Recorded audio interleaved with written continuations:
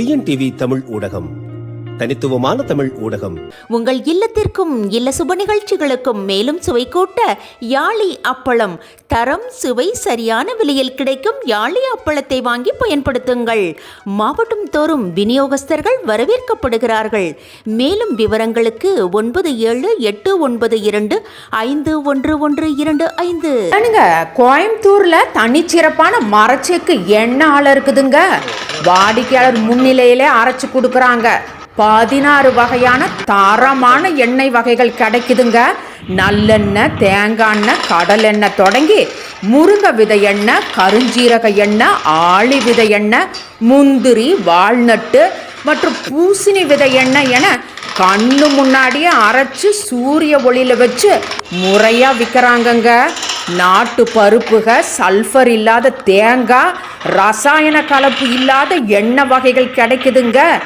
நேரில் போயும் வாங்கிக்கலாம், அஞ்சல் வழியாகவும் வாங்கிக்கலாங்க. தொடர்புக்கு தமணி மரச்செக்கு எண்ணெய் 9087128388. இன்று கோவையில் கருத்தரங்கம் நடக்கிறது. மக்களவை உறுப்பினர் எண்ணிக்கை மறுசீரமைப்பு குறித்த நம்முடைய நிலைப்பாட்டை விளக்குவதற்காகவும், அதுபோல மருதமலை முருகன் கோயில் குடமுழுக்கை தமிழில் நடத்த வேண்டும் என்பதற்காகவும் முதன்மையாக இந்த கருத்தரங்கம் நடக்கிறது. இதையொட்டிய இந்த செய்தியாளர் சந்திப்பில் நாங்கள் சொல்வது, மக்களவை உறுப்பினர்கள் மறுசீரமைப்பு பற்றி அபாயம் என்று முதலமைச்சர் மு க ஸ்டாலின் அவர்கள் சொல்லுகிறார். உரிமைகள் பறிபோய்விடும் என்று அனைத்து கட்சி கூட்டம் நடத்தியிருக்கிறார். நேற்று மாநில முதலமைச்சர்கள் மற்றும் மற்ற மாநில தலைவர்களை வைத்து கூட்டம் நடத்தியிருக்கிறார் சென்னையில். இதற்கு மாற்று என்ன என்பதை அவர் சொல்லவில்லை. என்ன செய்ய வேண்டும்? மறுசீரமைப்பு தேவைதான், ஆனால் எங்களுக்கு இந்த எண்ணிக்கை போகக்கூடாது என்று சொல்லுகிறார். இந்த 39 உறுப்பினர்கள் எண்ணிக்கை இப்பொழுது இருக்கிறது. 543இல் தமிழ்நாட்டுக்கு 39, புதுச்சேரி 1 சேர்த்தால் 40 உறுப்பினர்கள் நமக்கு இருக்கிறது. இந்த 40 உறுப்பினரை வைத்துக்கொண்டு என்னென்ன உரிமைகளை நீங்கள் தக்க வைத்தீர்கள், இது எப்படி பறிபோய்விடும் என்று விளக்க வேண்டும் மு க ஸ்டாலின். கல்வி உரிமை என்பது வெள்ளக்காரங்காலத்திலிருந்து மாநில அரசுகிட்ட இருந்தது. 1950 குடியரசு சட்டம் வந்த பிறகும் மாநில அரசுகிட்ட இருந்தது. இந்திரா காந்தி அதை இந்திய அரசின் மேலாதிக்கம் உள்ள பொதுப்பட்டியலுக்கு கொண்டு போனார். அதை இந்த 39-40 உறுப்பினர்கள் வைத்து மீட்டிருக்கிறீர்களா? 76 அந்த அம்மா கொண்டு போனாங்க. அதன் பிறகு அவங்களோட கூட்டு செய்திருக்கீங்க. அதை மீண்டும் கல்வி தமிழ்நாட்டுக்கு வேண்டும் என்று கேட்டிருக்கிறீர்களா? இப்பொழுது பிஎம்ஸ்டி திட்டத்துக்குள்ள பணம் தர முடியாது என்று இந்தி மேலாதிக்க கட்சியான பாஜக, அதனுடைய பிரதமர், கல்வி அமைச்சர் எல்லாம் நமக்கு தர வேண்டிய நம்முடைய வரிப்பணத்தை மறுக்கிறார்கள். அப்படி அவர்கள் மறுக்கும் பொழுதாவது கல்வியை மாநில பட்டியலுக்கு கொண்டு வாருங்கள் என்று ஒரு வார்த்தை கேட்டிருக்கிறீர்களா? இந்த 40 உறுப்பினரை வைத்துக்கொண்டு என்ன உரிமையை தக்க வைத்தீர்கள்? மீட்பது அப்புறம் எதுவும் இல்லை. அதன் பிறகு இது எப்படி உறுப்பினர்கள் எண்ணிக்கை வர வேண்டும் என்ற விளக்கமும் சொல்லவில்லை. 2026 சட்டப்பேரவை தேர்தலுக்கான பிரச்சாரமாக இதை பயன்படுத்துகிறார் மு க ஸ்டாலின். வேறு எதுவும் கிடையாது. தேர்தல் பிரச்சாரம் தவிர வேறு எதுவும் இல்லை. நேற்றும் உருப்படியாக யாரும் எதுவும் மாற்று திட்டம் எதுவும் சொல்லவில்லை. கூடாது என்று சொல்லுகிறார்கள். ஏமாற்றுகிறார்கள் மக்களை. நாங்கள் சொல்லுகிறோம், மறுசீரமைப்பு செய்ய வேண்டும். அது ஒரு உண்மையான ஃபெடரல் கூட்டு கவுன்சிலாக நாடாளுமன்றத்தை மாற்ற வேண்டும். ஒரு கவுன்சில் இருந்தால் போதும், 2 வேண்டியில்லை. மக்கள் தொகை கணக்கு அடிப்படையில் இருக்கக்கூடாது. ஒவ்வொரு மாநிலத்துக்கும் சம எண்ணிக்கையில் கொடுங்க. ஏனென்றால் மாநிலம் என்பது இன மொழி தாயகம். இதை இந்திய அரசமைப்பு சட்டம் ஏற்றுக்கொண்டுதான் 1956ஆம் ஆண்டு ஸ்டேட் ரீஆர்கனைசேஷன் ஆக்ட் 1956 கொண்டு வந்திருக்கிறீர்கள். எனவே மொழியின தாயகமாகத்தான் இந்தியா பிரிக்கப்பட்டிருக்கிறது. மொழியின தாயகங்களில் ஒன்று கூட இருக்கும், குறைச்ச இருக்கும். காந்தியடிகள் சொன்னது போல், அந்த தனியாக இருந்தால் அவங்களுக்கு என்னென்ன உரிமை உண்டோ அது எல்லா உரிமையும் கூட்டாக இருக்கும்பொழுது அவர்களுக்கு ஒவ்வொரு மாநிலத்துக்கு ஒவ்வொரு இனத்துக்கும் இருக்க வேண்டும், பிரிந்து மட்டும் போகக்கூடாது என்று காந்தியடிகள் சொன்னார். அந்த மாதிரி கொண்டு வாங்க. அனைவருக்கும் சமமான எண்ணிக்கை கொண்ட எல்லா மாநிலத்துக்கும் சம எண்ணிக்கை தான். மணிப்பூருக்காக இருந்தாலும் சரி, ஊப்பிக்காக இருந்தாலும், தமிழ்நாட்டுக்காக இருந்தாலும், ஏன்னா இனத்தாயகங்கள். இப்போ உதாரணமாக நான் சொல்கிறேன், ஒரு பகுதி வைத்திருக்கிறாங்க, யுனைடெட் ஸ்டேட்ஸில் வச்சுருக்காங்க, அங்கே ஒரு மேலவை இருக்குது. சின்னமான கலிஃபோர்னியா பெரிய மாநிலமாக இருந்தாலும் அவங்களுக்கு 2 உறுப்பினர் தான் ஒரு சபையில். இன்னொரு சபையில் வித்தியாசமாக இருக்குது. அரிசோனாவாக இருந்தாலும் 2 உறுப்பினர் தான் வச்சுருக்காங்க. நாங்கள் ஒரே சபை கொண்டு வாங்க, கூட்டாட்சியாக இதை வைத்துக் கொள்ளுங்கள். அதுபோல் இந்திய அரசுக்கு இராணுவம், வெளியுறவு, நாணய அச்சடிப்பு போன்ற ஒரு 3-4 அதிகாரம் இருந்தால் போதும். பாக்கி எல்லாம் மாநில அரசிட்ட கொடுங்க.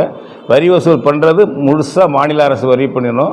அதில் இத்தனை சதவீதம் மத்திய அரசு செலவுக்கு, கூட்டரசுக்கு செலவுக்கு கொடுக்க வேண்டும் என்று விதிமுறை கொண்டு வாங்க என்று நாங்கள் மாற்று திட்டம் சொல்கிறோம். இதெல்லாம் சொல்கிறதுக்கு ஸ்டாலினுக்கு துணிச்சல் இல்லை என்றாலும், அவர்கள் தந்தையார் போட்டார் அல்லவா ராஜமன்னார் குழு, அந்த ராஜமன்னார் குழு பரிந்துரைத்திருக்கிறது. 70 அவர் போட்டார், 71 பரிந்துரைத்தார்கள். அப்பொழுது அப்படியே கிட்டப்பில் போட்டார் இந்திரா காந்தி கூட்டணியில் இருந்துக்கிட்டு கருணாநிதி. 74 சண்டை வந்துருச்சு, எம்ஜிஆர் ஆதரிச்சு இந்திரா காந்தி வந்தோடனே இந்த 74 சட்டசபை மேலவையில் நிறைவேற்றி ராஜமன்னார் குழு அறிக்கையை மத்திய அரசு நிறைவேற்றுவதற்கு அனுப்பி வைத்தார்கள் கருணாநிதி. தமிழ்நாடு அரசு அதை பற்றி அவரும் சிந்திக்கலை, பிள்ளையும் சிந்திக்கலை, பேரப்பிள்ளையும் சிந்திக்க போகிறதில்லை. ஏன் நீங்கள் நேற்று கூட்டத்தில் ராஜமன்னார் குழு அறிக்கை உள்ளபடியாவது எங்களுக்கு அதிகாரங்களை வேண்டும் என்று ஏன் ஸ்டாலின் கேட்கவில்லை? ஆக 2026க்கான மக்களை கவர்வதற்கான தேர்தல் பிரச்சார கூட்டத்தை நேற்று நடத்தியிருக்கிறார். இவர் ஸ்டாலின் வேறு எதுவும் இல்லை.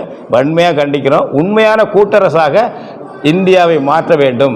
தேசிய இறையாண்மை உள்ள தேசிய இனங்களின் கூட்டரசாக இந்திய அரசை மாற்றி அமை என்பதுதான் எங்களுடைய கோரிக்கை ஒன்று. அடுத்தது இங்கே இந்த மாவட்டத்தில் மருதமலை முருகன் கோயில் குடமுழுக்கு ஏப்ரல் 4ஆம் தேதி வருகிறது. 2 தீர்ப்பு 3 தீர்ப்பு இருக்குங்க உயர்நீதிமன்றம். நாங்கள் தஞ்சை பெருவுடையார் கோயில் குடமுழுக்கு 2020 வந்தபோது வழக்கு போட்டு இதே சென்னை உயர்நீதிமன்றத்தின் மதுரை கிளை தீர்ப்பு கொடுத்தது. அப்போ எடப்பாடி பழனிசாமி முதலமைச்சர் அரசு தரப்புலேயே மனு கொடுத்தாங்க. என்னென்னா, நாங்கள் தமிழ் பாதி சமஸ்கிருத பாதியாக நடத்திக்கிறோம். நாங்கள் நீதிபதிகள் அதை ஏற்றுக்கிட்டாங்க. எங்களை கேட்கும்போது சரி நடக்கட்டுக்கு முதல் கட்டமானு எங்கள் வக்கீலும் ஏற்றுக்கிட்டாரு. தமிழ் பாதி சான்ஸ்கிரிட் பாதியாக நடத்துங்க குடமுழுக்க. கோயில் கருவறை, வேள்விச்சாலை, கோபுர கலசம் அனைத்து இடங்களிலும் தமிழ் மந்திரம் ஓதும் தமிழ் அர்ச்சகர்களும் அவர்கள் சமஸ்கிருதக்காரர்களும் சம எண்ணிக்கையில் இருக்கணும். வேள்விச்சாலைன்னாக்க ஒரு குறிப்பு, ஒரு 19 பேர் 20 பேர் வேள்விச்சாலை இருந்தாங்கன்னா 10 தமிழுக்கு இருக்கணும். தமிழ் அர்ச்சகர் 10 பேர் தமிழில் மந்திரம் சொல்லணும். தேவாரம் பாடுவதல்ல மந்திரம். வளாகத்தில் நின்று கொண்டு, அர்த்த மண்டபத்தில் நின்று கொண்டு, பிரகாரத்தில் நின்று கொண்டு மைக்கை வச்சு தேவாரம் பாடி ஒலிபெருக்கில் தமிழ் அர்ச்சனை நடப்பது போல நாடகம் ஆடுகிறார்கள். தமிழ் மந்திரம், அதுக்காக அரசு வெளியிட்ட மந்திரங்கள் இருக்கின்றன. தமிழ்நாடு அரசு வெளியிட்ட, திமுக அரசு தமிழ் குடிமகன் அமைச்சராக இருந்தபோது வெளியிட்ட தமிழ் மந்திரங்கள் இருக்கின்றன. அதை ஓதக்கூடிய அனைத்து ஜாதியினர் தகுதியுள்ளவர்கள் அர்ச்சகராக்கி அவங்கள கொண்டு வா. பாதி சமஸ்கிருதம் செய்யட்டும் என்று தமிழ்நாடு அரசு அன்னைக்கு ஒத்துக்கிடுச்சு. தீர்ப்பு போட்டாங்க பெருவுடையார் கோயிலில். அதுக்கு கஷ்டப்பட்டு போராடி ஒருத்தரை மட்டும் கோபுர காலத்தில் ஏற வச்சோம் நாங்கள் அன்னைக்கு. அதன் பிறகு அங்கே சமமாக கடைப்பிடிக்கல அந்த காலத்துலேயும். அடுத்தது இதில் கரூர் பசுபதீஸ்வரர் கோயில். அப்போ கிருபாகரன் புகழேந்தி நீதிபதிகள் அமர்வு இருந்தது சென்னை அமர்வில். இதில் உயர்நீதிமன்றத்தில், இந்த மதுரை உயர்நீதிமன்றத்தில் இருந்தது. அவங்க க்ளீனாக போட்டாங்க. நீங்கள் ஏற்கனவே தீர்ப்பு இருக்குது, 50% தமிழ் இருக்கணும். பத்திரிகை உள்பட தூய தமிழில் தான் அடிக்கணும். சான்ஸ்கிரிட் சொல்லு இருக்கக்கூடாது. இருந்துச்சுன்னா 10 லட்சம் ரூபா அபராதம் போடுவார் யார்? கிருபாகரன் நீதிபதி. அப்புறம் அவர் அவர் பதவி இருக்கும்போது கொடுத்தது, அவங்க கொடுத்துருக்காங்க. அப்புறம் அம்மா நம்ம சத்யபாமா அங்கே சேலம் கோயிலுக்கு ஒரு சென்னை உயர்நீதிமன்ற வழக்கு போட்டு அவங்களும் தமிழ் பாதி சான்ஸ்கிரிட் பாதியாக மந்திரம் சொல்லி குடமுழுக்கு நடத்துங்கன்னு இப்போ ஒரு 6-7 மாதத்துக்கு முன்னாடி ஆர்டர் வாங்கியிருக்காங்க. இந்த 3 உயர்நீதிமன்ற தீர்ப்புகளையும் திமுக அரசு சட்டை செய்வதே இல்லை. அதுவும் அறநிலைத்துறை அமைச்சர் சேகர்பாபு பொறுப்பாக அங்கே நின்று கொண்டு தமிழ் வார்த்தை கொஞ்சம் நஞ்சம் வந்துடக்கூடாது என்று கண்காணிக்கிறார். கோவில் கருவறைக்குள்ளோ வேள்விச்சாலைக்குள்ளோ கோபுர கலசத்திலோ தமிழ் மந்திரம் சொல்கிறவன் எவனும் ஏறிடக்கூடாது, தமிழ் மந்திரம் வந்துடக்கூடாது என்பதில் எச்சரிக்கையாக இருந்து சமஸ்கிருதத்தை மட்டுமே அரங்கேற்றுகிறார். ஆனால் இவர்கள் 2021 ஆகஸ்ட் மாதம் சென்னை கபாலீஸ்வரர் கோயிலில் தமிழ் அர்ச்சனை என்று தொடங்கி வைத்து அன்னை தமிழில் அர்ச்சனை என்பதை பிரச்சாரம் பண்ணாங்க. சாதனைகளில் பட்டியலாக சொன்னாங்க. இன்றைக்கு அந்த அன்னை தமிழ் அர்ச்சனை பற்றி வாய் திறக்கிறதுல ஸ்டாலினும் சரி சேகர்பாபும் சரி அவர்கள் தான் முழுக்க தமிழும் தமிழன் அர்ச்சகராவதை தடுத்து கொண்டிருக்கிறார்கள். அதை மாற்றணும், உயர்நீதிமன்ற தீர்ப்பை செயல்படுத்தணும். இல்லை என்றால் உயர்நீதிமன்ற தீர்ப்பை அவமதிக்கிறது என்று நாங்கள் உயர்நீதிமன்றத்திலே உச்சநீதிமன்றத்திலே வழக்கு போடுவது ஒரு பக்கம், மக்கள் திரள் ஆன்மீக மக்களுடைய போராட்டங்களை நடத்துவோம். எடுத்துக்காட்டாக வருகிற 4ஆம் தேதி தமிழ் கடவுள் முருகன் முத்தமிழ் மாநாடு நடத்தி ஏமாத்துறீங்கல்ல அங்கே பழனியில். முத்தமிழ் முருகனில் முத்தமிழில் மந்திரம் சொல்ல கிடையாதா? தமிழில் மந்திரம் இல்லைன்னு சொல்லுங்கள் சேகர்பாபு, அறிக்கையோட சொல்லுங்கள். தமிழில் மந்திரம் கிடையாது, நான் பண்ண முடியாதே நாங்கள் என்று சேகர்பாபு அறிக்கையோட சொல்லுங்கள். இல்லைனா 4ஆம் தேதி மருதமலை முருகனுக்கு தமிழில் நடத்த வேண்டும். ஆன்மீக மக்கள் பெரிய அளவுக்கு கோரிக்கை வைத்து கொண்டிருக்கிறார்கள், கொடுத்து கொண்டிருக்கிறார்கள். பெரிய அளவுக்கு அந்த தமிழில் மந்திரம் நடத்த சொல்லி ஜனநாயக போராட்டங்களை நடத்துவோம். இந்த தடவை முத்தமிழ் முருகனுக்கு மருதமலையில் தமிழ் அர்ச்சகனை இல்லை என்றால் அங்கே அறப்போராட்டம் நடக்கும் என்பதையும் நான் தெரிவித்துக் கொள்கிறேன். அரசுக்கு கோரிக்கையாக வேண்டுகோளை வைக்கிறேன். உயர்நீதிமன்ற தீர்ப்பை செயல்படுத்தி தமிழ் பாதி சமஸ்கிருதம் பாதி, தமிழ் அர்ச்சகர் பாதி அவர் சமஸ்கிருத அர்ச்சகர் பாதி என்று செயல்படுத்துங்கள் என்றும் கேட்டுக்கொள்கிறோம். 27ஆம் தேதி தமிழ் இயக்கங்கள் மருதமலை முருகன் கோயில் அடிவாரத்தில் நீங்கள் முன்வச்ச கோரிக்கையை வலியுறுத்தி பெரும் ஆர்ப்பாட்டம் பண்ணுறதா இருக்கு. நீங்களும் பங்கேற்கலாம். எங்களுக்கு இன்னும் ஒன்றும் இது இல்லை. நாங்கள் தெரிஞ்சுக்கிட்டு பேசிக்கிட்டு அதை பற்றி செய்யலாம்.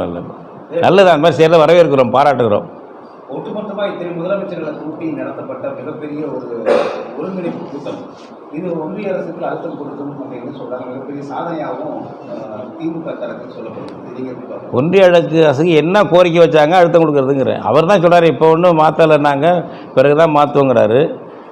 என்ன அழுத்தம் கொடுக்கும் அது? இப்போ இந்த 39ங்கிறத அவங்க என்ன சொல்கிறாங்க, நாங்கள் அதிகப்படுத்த போகிறோம், அதனால் 49 வருவோங்கிறாங்க. இதை உண்மையை சொல்கிறேன். 543ல் 39ங்கிறது இன்சிக்னிஃபிகண்ட்டு ஃபிகர், கண்ணுக்கு தெரியாத மைனாரிட்டி, அது சிறுபான்மை. இது அதில் நீங்கள் என்ன செய்ய முடியும்? இதை வச்சு என்ன செய்ய முடியும்? நீ 49 வந்தாலும் என்ன செய்ய முடியும்? இப்போ நமக்கு 49 வந்தால் அவங்களுக்கு ஊபிக்கு 83 வருமா, ராஜஸ்தானுக்கு 50 வருமா, பீகாருக்கு 50 வருமா. இப்போ இந்தி மண்டலத்தில் மட்டும் தம்பிகளா 10 மாநிலத்தில் அவங்க இந்தி கல்வி மொழி ஆட்சி மொழியாக வச்சுருக்காங்க. இப்போ ராஜஸ்தானி வேறு இனமாக இருந்தாலும் அவங்க இந்தி தான் கல்வி மொழி ஆட்சி மொழி. 225 எம்பிக்கள் இன்றைக்கி இருக்காங்க. நம்ம 40 பேர் என்ன பண்ணிட முடியாது? போய் ஜனநாயகம் என்ற போர்வையில் மிக கொடிய ஒடுக்குமுறை கருவி நாடாளுமன்றம் தான். அதை நாம் சொல்லக்கூடிய கூட்டவையாக மாற்றினா தான் நமக்கு ஜனநாயகம் கிடைக்கும். அதில் 49 இருந்தால் 50 இருந்தா நாளைக்கு ஸ்டாலின் சொல்லி நாளைக்கு 60 வந்தால் தான் என்ன? 850 பேரில் நீங்கள் 60 பேர் ஆகிட்டா என்ன பண்ண போகிறீங்கிற? இன்சிக்னிஃபிகண்ட் மைனாரிட்டி, பொருள்படுத்த தேவையில்லாத சிறுபான்மை. ஆனால் நம்ம மக்கள் தொகை 8 கோடி பேர். ஞாபகம் வச்சுங்க, சிங்களனுக்கு 2 கோடி கூட இருக்காது. ஐநா மன்றத்தில் அவன் இருப்பான். டென்மார்க் எவ்வளவு, நார்வே எவ்வளவு, 80 லட்சம் 60 லட்சம் மக்கள் தொகை ஐநா சபையில் இருப்பாங்க. நம்ம 8 கோடி பேர். நம்ம அங்கே ஐநா சபை கிட்டோம். நம்ம டெல்லி நாடாளுமன்றத்தில் நம்ம கண்ணுக்கு தெரியாத சிறுபான்மை அப்படி தொடச்சி மூக்கு சிந்த மாதிரி சிந்திட்டு போயிடலாம். நீங்கள் 40 பேர் ஒன்றா இருந்தாலும் நீங்கள் என்ன செய்ய முடியும்? எனவே தான் கூட்டரசாக கூட்டவையாக ஃபெடரல் கவுன்சிலாக மாற்று அப்படிங்கிறோம். கூட்டரசாக மாற்று, சம எண்ணிக்கையில் உறுப்பினரை கொண்டு வா. இது மத்திய அரசு இதை இந்த நல்ல வாய்ப்பு, இதை பயன்படுத்தி வாதத்தை உண்டாக்கலாம். இப்போ நாங்கள் சொல்கிறபடி அதுக்கு ஸ்டாலினுக்கு கொஞ்சம் நாக்கு சுழுகிக்கிட்டாலும் அவங்க அப்பா போட்ட ராஜமன்னார் குழு இருக்குல்ல, அதையாவது நிறைவேற்றுங்கன்னு சொல்லுங்கன்னு கேட்குங்க. அவங்க அப்பா போட்டு நிறைவேற்றி அனுப்பியிருக்கிறார்கள் வல்லுநர்கள். ராஜமன்னார், நம்ம ஏஎல் முதலியார், லட்சுமணசாமி முதலியார், சந்திரா ரெட்டி, இவங்க நல்ல ஒரு பெரிய எக்ஸ்பர்ட்டுகள் போட்டு அனுப்பியிருக்காங்க. இன்னது யூனியன் லிஸ்ட்லேருந்து இன்னது மாநில லிஸ்ட்டுக்கு வரணும், கன்கரண்ட் லிஸ்ட்லேருந்து இன்னது மாநிலத்துக்கு வரணும் அப்படிங்கிற விஷயங்கள் எல்லாம் போட்டு அவங்க ஒரு பரிந்துரை. அவங்க ரொம்ப நம்ம சொல்கிற மாதிரி போகலை, சில திருத்தங்கள் தான் அவங்க கொடுக்குறாங்க. குறைந்தபட்சம் அதை கூட கருணாநிதியும் கேட்கவில்லை, ஸ்டாலினும் கேட்கவில்லை என்றால் நீங்கள் எங்கள் பக்கம் இருக்கீங்களா? நீங்கள் மாநில பக்கம் எங்களை ஏமாற்றுவதற்கு தேர்தல் பிரச்சாரம் அதை பயன்படுத்துறீங்க, அவ்வளோதான்.